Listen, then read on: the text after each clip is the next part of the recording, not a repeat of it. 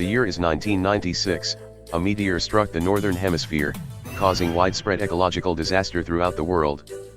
This supercharged public interest in space program like never before, allowing political unions to pour money into space programs, and eventually, the construction of the first O'Neill cylinder at Earth-Moon L5 point, the Grand Cross. It's Earth gateway to the star, a stepping stone to the rest of the system, and a beacon of hope for the future of humanity. And then a bunch of capitalists are like, hey, why don't we make a ton of money off this shit, and now the station is falling straight into shitter, and you know 3 things: the Grand Cross is your home, it's getting worse every day, and you feel like you have to take action now or there will be no future for you, the station, and maybe, even humanity itself. Welcome to Hardwired Island, a cyberpunk RPG where you play as a citizen of Grand Cross in your daily struggle to make tomorrow better than today, heavily inspired by quite a lot of 90s anime like Bubblegum Crisis, Cowboy Bebop, which I should start watching honestly, Ghost in the Shell, Policeanaut, and many more.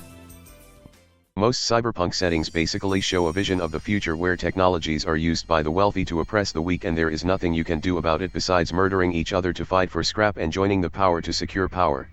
Hardwired Island, however, takes a shotgun to this concept and blasts it to outer space. Joining the powerful, screw that, you can fight for your future with your own hands and make it better here. It's even directly tied to one of the core mechanics, burden. Burden is basically how good or bad your financial situation is, from 0, which is you are so financially secure that you can throw money at VTuber, to 4, which is you are completely fucked. Having specialized cybernetics will also increase your burden, because, you have to spend money to maintain them, especially when your fist can be used as a rocket punch. You can decrease your burden with 2 methods: earning enough cash to make your living situation less shit, or have a roommate to share your house and trouble with. However, that's not the only problem. Sometimes, economic shock can happen, your paycheck suddenly gets delayed, your cybernetic malfunction, or you are suffering burnout from overwork. These can directly affect your stat in-game, and the less burden you have, the less chance you have in suffering economic shock.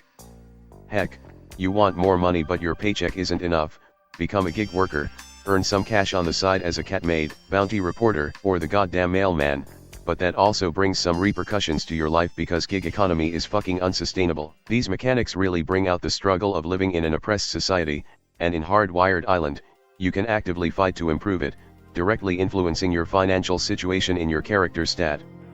So, how do you take action? In Hardwired Island, you define your character around 4 things: abilities, origins, traits, and occupations. Abilities are the 4 primary stats: cool, clever, tough, and quick. You assign number from 0 to 3 to them, meaning you will always be good or bad at and against something. Origin is the background of your character, whether that's being an android, a gamer, a war veteran, or everyone's first OC. These can make your character better at something, or give them bonus no other origin could have. Traits are like your personality, your habit, and what you have been through. These makes you better at something but worse at others. And finally, occupation is how you solve problems. Fixer solves problems with their skills and contacts, hacker solves problems by hacking things, influencer solves problems by influencing people. Why are you pointing the camera this way? Operator solves problems with drones and machines, soldier solves problems by guns or protecting people, street fighter solves problems with violence, and thief solves problems by pretending to never exist. Each occupation gives you specialized talents to do what you do best at, but you can also choose generic talent that all occupations share, or even switch your occupation when you level up for talents of other paths.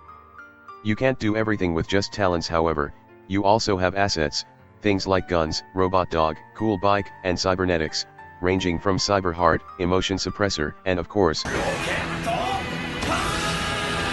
these cybernetics, like I mentioned before, only increase your economic burden. They don't make you insane, nor make you terrible at social interaction. Using social media already does that, and if you don't want to increase your burden when installing new cybernetic, you can sign a deal with the devil to turn your augment into an advert, or augvert. Isn't that the greatest idea of all time that doesn't make you want to just set the world on fire? Now, you have a character, you have a team, you have a large array of assets, time to figure out what good you can do. In general, the RPG has your players doing their own thing separately until the time has come for a mission, which hopefully can make the future a better place, or maybe just your future, like helping the neighborhood out, exposing local gangs, or stealing a mysterious tech from the cartel. There's 4 avenues of actions to tackle each mission: talking, sneaking, hacking, and violence. Violence is generally the last resort, but if you want a campaign where you literally fight for the future, you can perfectly do that. Also, when I mean violence is the last resort, I don't mean it like some old-ass RPG where violence is only bad because it's absurdly easy to die and not because of moral complications and yet has 30 pages of guns, attachments, accessories, ammo types, weapon modification and explosives that you will never use, and also all non-violence action mechanics suck complete at. Hardwired Island is thankfully not like that. Even a simple conversation has a lot going on in it than on its surface, and that include hacking and sneaking too. On top of that, there's also the mood mechanic, which determines what social action you could do and not do. Obviously, you cannot charm people when they want to rip your beating heart out, but when you want to make things worse, you can always lower the mood by being an asshole. This is the best mechanic ever. The same mechanic is also used for hacking, which can make it easier or harder to breach the system and obtain info from it. Fighting also has a similar mechanic in the form of environmental effects, which can make ranged or melee weapons ineffective, or open up new routes of attack. Oh, and you have multiple chance to fail at sneaking or hacking, meaning it's not something that's one pump and done like most RPG, and it also makes people want to actually sneak or hack instead of just, oh no, an enemy spotted me, time to murder everyone they ever know. Honestly, this whole system just makes even non-violence options fun to do too. I mean, it actually makes me want to bullshit my way through everything by talking, me, who is a fucking potato at socializing. However, it would be incredibly stupid to head straight into these missions without any preparation, or rather, having prep. Prep is a form of resource you obtained by, well, preparing resources to be expended for the mission. These come in 2 forms, personal and group prep. Personal can only be used by you, while group prep can be used by everyone. Prep can be used in many ways, like activating equipment that requires them, increase your roll success rate, reduce incoming damage, and even narrate a flashback which shows how you prepared for this exact specific situation that can now be used to help you. Which is so cool, and it turns every single mission into a goddamn heist movie.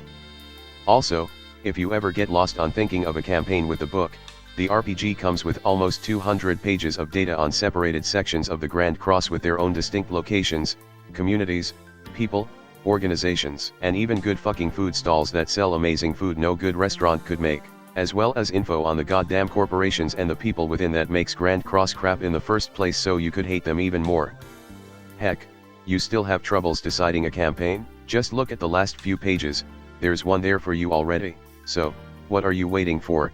You can get the book on itch.io or drive through RPG via the link below in the description. I really like this book for giving a cyberpunk, or rather, post-cyberpunk setting that's kinda hopeful for the future of humanity. There's way too many fictions written by complete dumbass that used grim and hopeless situation to supplement their terrible writing skill, and I hope to see more coming from the same authors. Anyway, that's all for now, and I will see you all next time. Hello there, if you like this video, please subscribe to my channel and click that notification bell button. If you really want to support my channel, you could visit my Patreon page, or buy me some coffee, links in the description.